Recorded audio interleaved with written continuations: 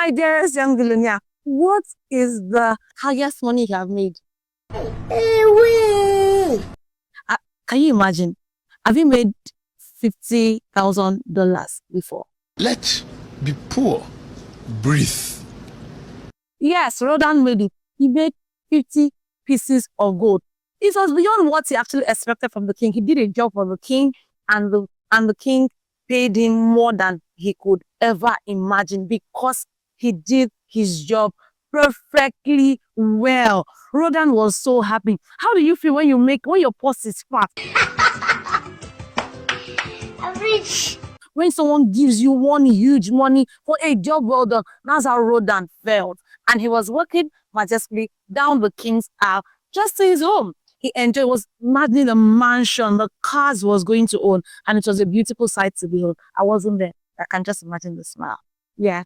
So, after a few days, this is Rodan's sister coming to him and saying, oh, my husband has a business that he wants to do. Please, can you lend me money? Let's go to chapter 6. The Gold Lender of Babylon. That's the title of chapter 6. So Rodan had gotten this money. His sister knows about this money. And here, the husband to the sister came to Rodan's sister saying, I need money. Can you tell your brother to lend me just a little bit? Let me start a business he has never done before. How much can you actually give to someone from your earnings? Now, let's see what chapter 6 says about borrowing and lending. Here is my note. Okay, this is the first quote in chapter 6. It brings great joy when you get an extra payment or gift for your craft or a job well done. However, it is important to apply wisdom, else it is squandered or misused for an unprofitable venture. I already told you about Rodan and his brother-in-law. He had made huge money, but here is the brother-in-law wanting the same money to get into a venture. He has never done business before, but he needed that money to get into an unprofitable venture. Yes, it is good to get money, but be sure who you're giving your money to. Is it even good to lend or borrow? We'll go further. And my note is, being kind is a good virtue. However, be wise when it comes to borrowing and lending. It has cost people a loss of beautiful friendship. I'm not saying don't borrow. Please be wise. But how far can you go in borrowing, my dearest young billionaire? Okay. And my second note says, before you loan anyone money, ensure such person has the capacity to pay back and that the purpose of borrowing is a good and profitable one. Please, before you give someone your hard-earned money, think about what the person wants to use it for. If the person is using it for something that is unprofitable, or the person is owing somebody else but needs your money to pay somebody else, please don't give such a person your money. Or the person has a need. Please be sure that the person has something to do or has a job that can pay back. Look, first qualify the person. Yes, that is the word. Qualify the person. Is the person working? Can this person pay this amount back? How can this person pay this amount back?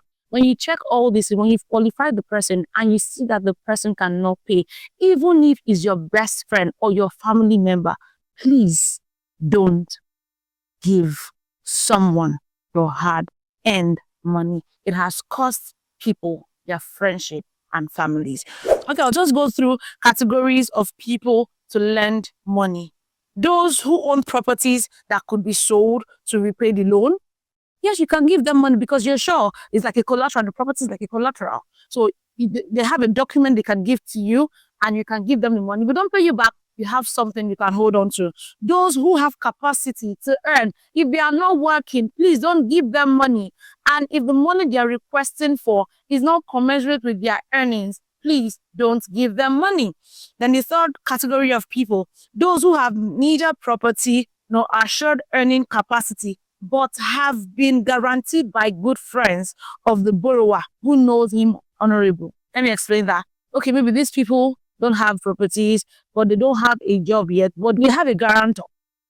Maybe a good friend that can pay back, but be sure that the good friend can sign, can vouch for them to pay back. Then my third note says, I am not totally against borrowing. However, I recommend borrowing for a wise and profitable venture, not a liability like paying bills. Youthfulness comes with the eagerness to take shortcuts to wealth. Resist the urge.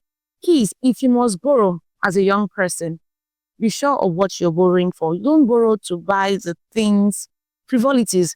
Don't borrow or to buy a car. Don't borrow to buy things that you can do without.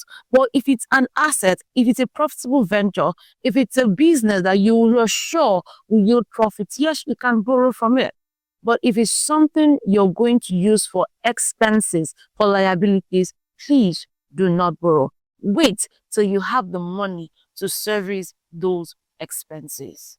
So my next quote is, a wise lender wishes not to undertake the risk of lending unwisely, but the guarantee of safe repayment is his greatest motivation. Like I said before, if you must give someone your money, be sure that they can pay back. That makes you a wise lender.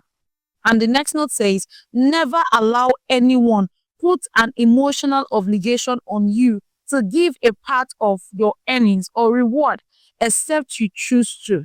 And in choosing to give wisely, especially if it will bring you more profit.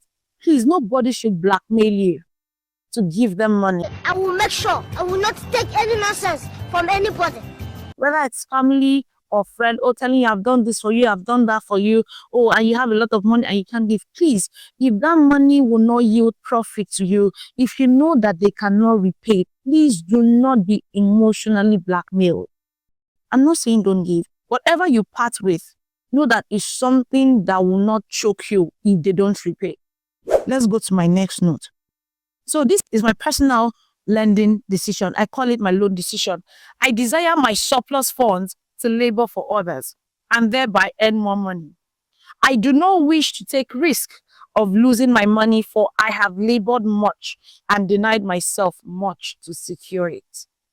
Therefore, I will no longer lend any of it where I am not confident that it is safe and will be returned to me. Neither will I lend it where I am not convinced that its earning will be promptly paid to me. This is my lending decision, and I vow to keep it. Hope you vow to keep yours. My last note is, if you must help family and friends, seek out other ways other than losing your earned money. You can have a charity purse that caters for that. Don't be swayed by sentiment. I said that earlier. If you must give, I am encouraging you to give. Have a purse of giving from your earnings. You can take out, just the way you take out 10% from your savings, at least 10% for your savings and 10% for your tithes. If you're a Christian, also keep out a part of your savings for charity. So from that charity, you can give to those who come to borrow money from you. So you know that you can't go beyond a certain amount. Or let's say you can tell yourself, okay, when people come to collect money from you, I can't go beyond 5,000, I can't go beyond 1,000, I can't go beyond 50,000, depending on how much you earn. So that when you give them that 5,000 or 10,000 or 20,000, even when they don't repay you, you know that it's from your charity purse. It doesn't really get to you. So please, be wise if you must lend people money. And please, don't borrow for frivolities.